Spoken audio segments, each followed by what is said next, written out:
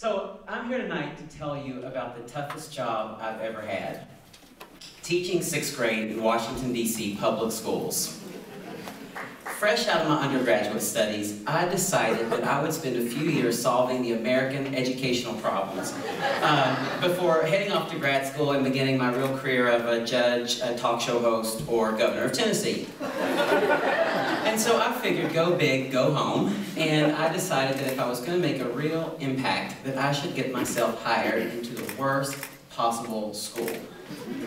That's how I ended up in the 3rd worst elementary school in Washington, D.C. Though I had spent 2 years teaching in a juvenile correctional facility, I was completely unprepared for the challenges of elementary school in Washington, D.C. I'm sure there is still a stain on the street near the U Street Metro where I would pull over each morning on the way to work and lose my Raisin Bran. Swear to God. I was nauseous every time I approached the building. There were no other faces like mine at Gage Eckington. 597 African-American children, 11 Latino, 47 African-American staff members, 3 white women, and Mr. Wright. Imagine Beaver Cleaver and the Wu-Tang Clan. Our school had no walls. From my classroom, I could peer into 12 areas. Imagine teaching school to 300 4th, 5th, and 6th graders, all talking at the top of their voice. It was like teaching on Friday night at happy hour. There was no teaching that happened. In my class, I had 24 students. 12 had special education needs. 85% read at the 2nd grade level or below. I didn't have a special education teacher or an aide for the entire year. It wasn't long before my idealism began to fade. Survival seemed like a very reasonable goal for this year. At my wit's end, I began to turn to my veteran colleagues for help. One day, after a particularly harrowing experience, sort of moving my class from our area to the music room, the guidance counselor found me hiding under a desk in the teacher's lounge. She looked at me and said, "Mr. Wright, have you cussed at him?" "Excuse me? You know, have you just sort of let him have it?" "Oh, no, I couldn't possibly curse to 6th graders. You see, Travis, those kids aren't used to being talked to.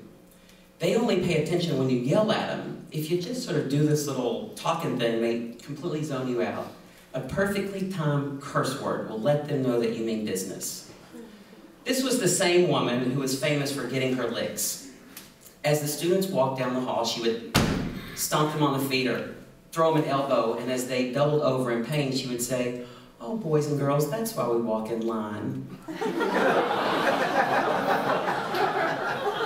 I politely thanked her for her advice and said, "You know, I don't think it's my style." 6 hours later, I was just trying to finish my math lesson. Barry Bloomfield would not sit down. I tried a dozen times. "Barry, please take your seat. Barry, please take your seat." And finally, I just slammed my hands on the desk in front of me and said, "Barry Bloomfield, sit your ass down." And he did. The class was stunned. Silence. It was so nice. I spent that moment in sheer ecstasy until Rebecca, who hadn't spoken in the last 2 months, looked at me and said, I'm gonna tell my mama." Still on the warpath, I pointed my finger right in her face and I said, "I wish to God you would. I have a few things I'd like to tell your mama too."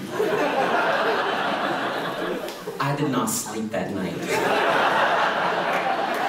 I was scared to death that Rebecca's mother would be waiting for me when I got to school the next morning. She wasn't, but I kind of wish she had been. I wish more parents knew what horrible things were happening to their children. One day I was sitting in my classroom proctoring a math test, and I decided to take the moment to sort of peer into Miss Rutherford's room. She was the revered, esteemed paragon of teaching at Gage Eckington Elementary School. The principal sort of lauded her for never sending students to the office and always keeping her class quiet. Thought maybe I could learn something. I was horrified when I looked across the intermediate pod and saw Miss Rutherford's students crawling across the floor on their hands and knees, collecting their homework assignments in their mouths. Miss Rutherford was telling them that boys and girls who act like animals belong in cages.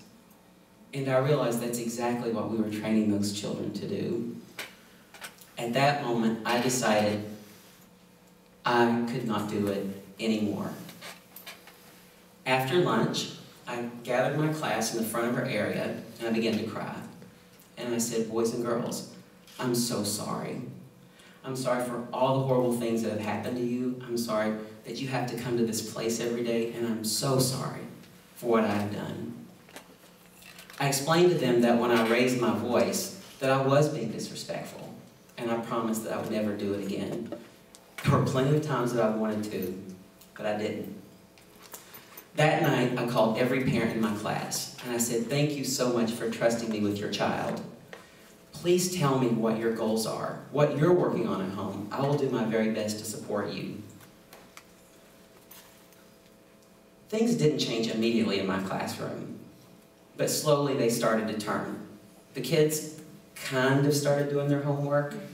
We had sort of a fewer fights, and even some parents began to volunteer a few times a week. Among my colleagues, I became known as the strict disciplinarian because of the control that I seemed to have over my classroom. So each afternoon, the 15 worst children in the school would miraculously appear at my door of the area. Their teacher sending them to my classroom so that I could sort of control them. I usually greeted the children with something like, how is my favorite 4th grade student today? You are welcome to come into Mr. Wright's class, but only excellent behavior is accepted here. At 3 o'clock, 15 kids were coloring in the back of my room. I think they were just glad to escape the screaming. I knew that I had made it when the cheerleading team elected me to be their coach. I had wanted to be a cheerleader my entire life. Good deeds are rewarded.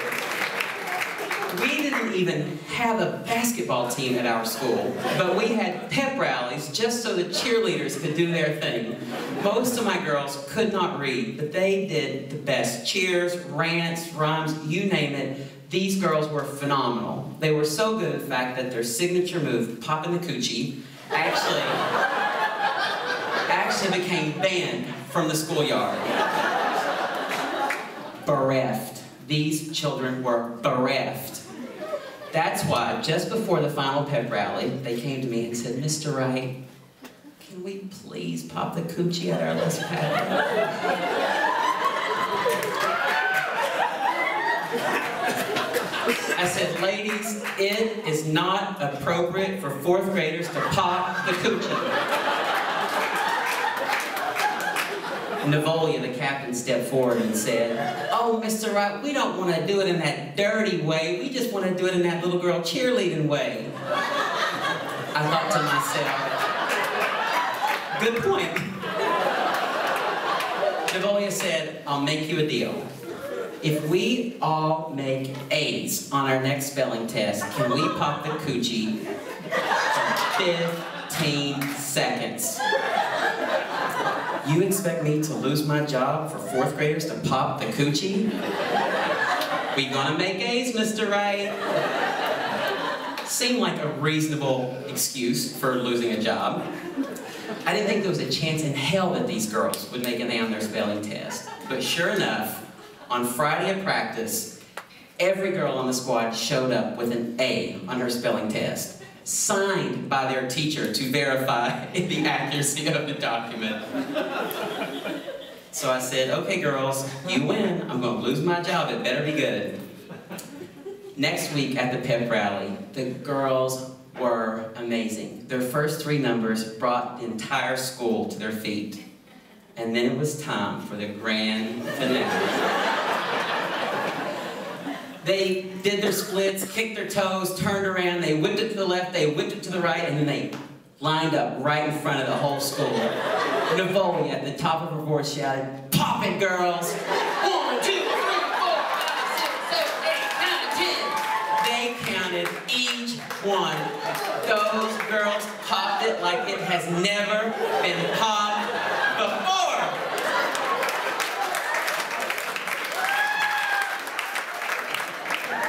My heart was full of pride.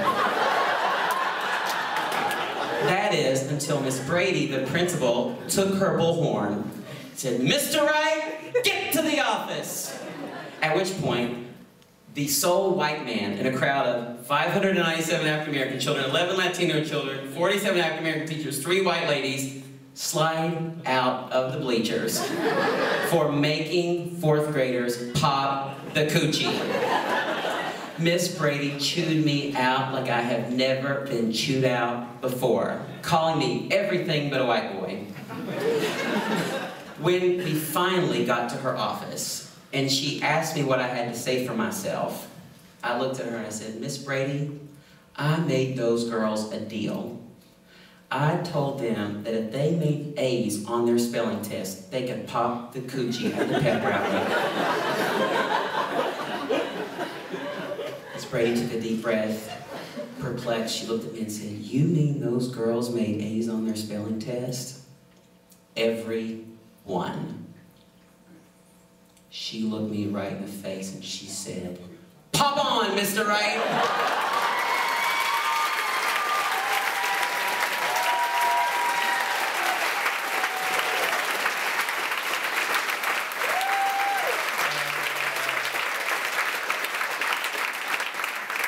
So, a lot of people in DC right now are talking about education reform.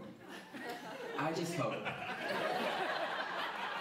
that popping the coochie makes the syllabus, but more importantly, that we don't forget that love, high expectations, and support are an important part of academic success. And we have to acknowledge the horrible legacy that many of these children have experienced. Thank you.